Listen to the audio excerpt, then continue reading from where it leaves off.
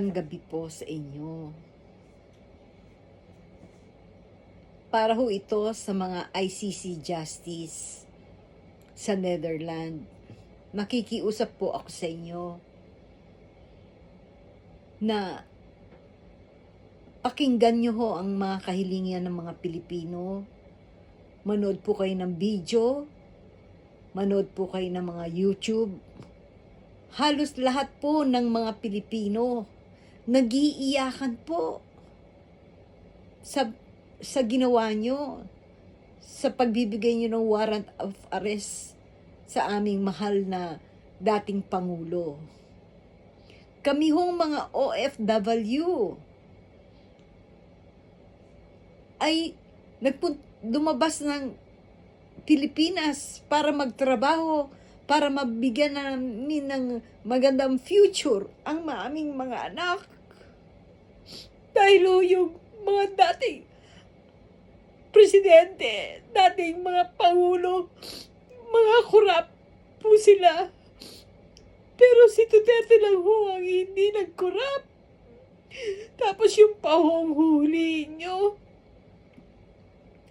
Kung may nagawa mang kasalanan si Duterte, ay dahil yun sa pagpuprotekta sa aming mga anak.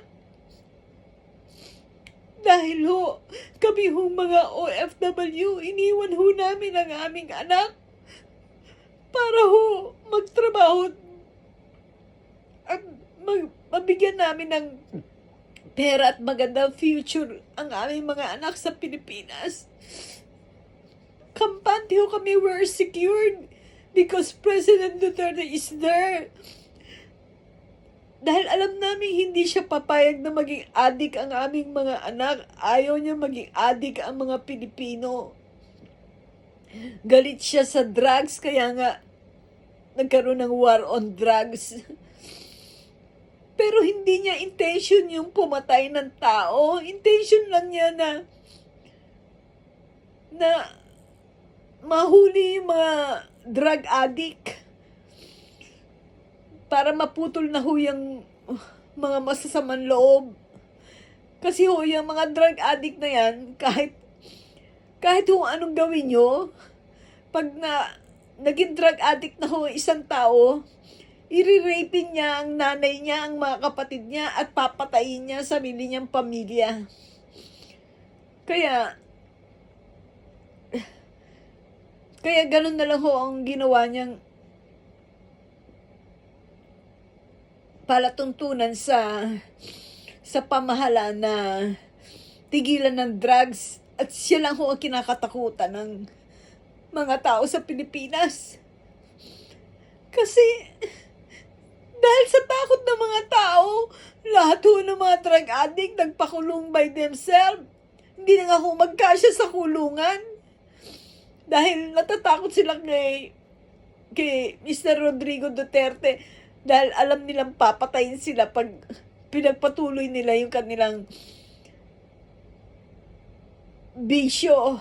Kaya nagpakulong ho sila. Ang dami hong nagpakulong for the first time in the history of the Philippines. Mismo ang mga tao nagpakulong sa sarili nila. Hindi sila magkasya sa kulungan. Dahil takot sila kay Duterte, kaya gusto nila magbagong buhay. Kaso ho, may mga walang ya, may mga salbahe na ayaw tumigil sa pagdadrugs. Ngayon, dahil war on drugs nga, syempre ang bala ho, pag nagbabari lang, hindi ho natin alam kung saan mapupunta yung bala. Nagkataon na napunta sa inosente, pero hindi intention yun. Kung meron man mag-intention noon, yung mga pulis, ay kasalanan ng pulis yun. Hindi kasalanan ng President Duterte yun.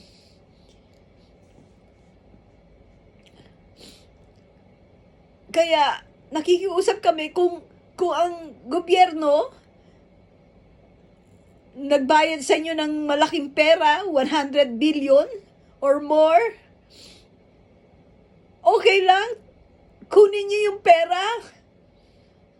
Tanggapin nyo, stolen money ho yun, ninakaw ho ng pamilya Marcos sa gobyerno namin. Ninakaw ho niya yan sa health insurance namin. Nawalan kami ng 300 billion o 400 billion pera. Siguro dahil yan pinambayad sa inyo. Tanggapin nyo. Okay lang. Basta ibalik nyo lang sa amin yung aming presidenteng Rodrigo Roa Duterte. Total, kahit naman ibalik nyo yung perang yan,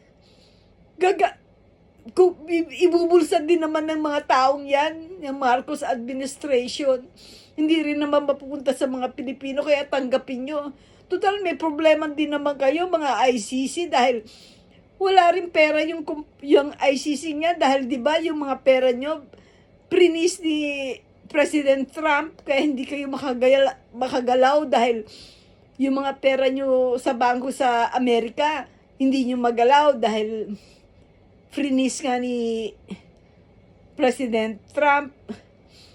Kaya okay lang, tanggapin nyo yung perang yan kung kailangan nyo. Basta ibalik nyo na yung presidente namin at magkaroon kayo ng konsensya sa puso nyo. Siguro naman, kahit kayo, ayaw nyo maging drug addict ang mga anak nyo, di ba?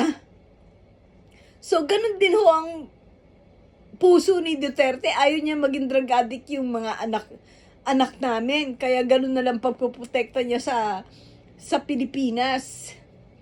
Ito hong namang bago naming administrasyon, bago naming presidente, siya pala ang drug addict. Siya pala nagsasyabu, kaya okay lang maging zombie yung mga tao sa Pilipinas, maging drug addict. At tapos yung mga drug lord pa mga nakaupo pa sa gobyerno, kaya galit sila dyan kay Duterte kasi pati sila kinakalaban. Hindi sila kumikita ng pera.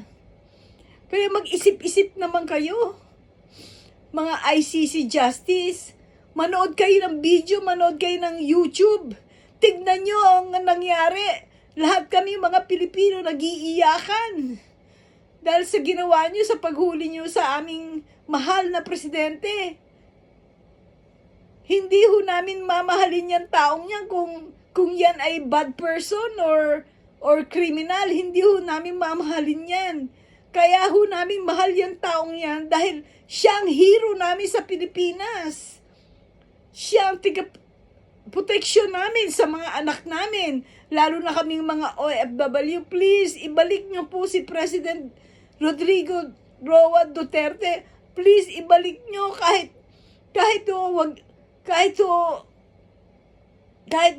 binigyan pa kayo ng pera at ninakaw ni Marcos yung pera ng Pilipinas, binigay sa inyo. Okay lang, tanggapin nyo. Basta ibalik nyo ng aming presidente. Please lang po.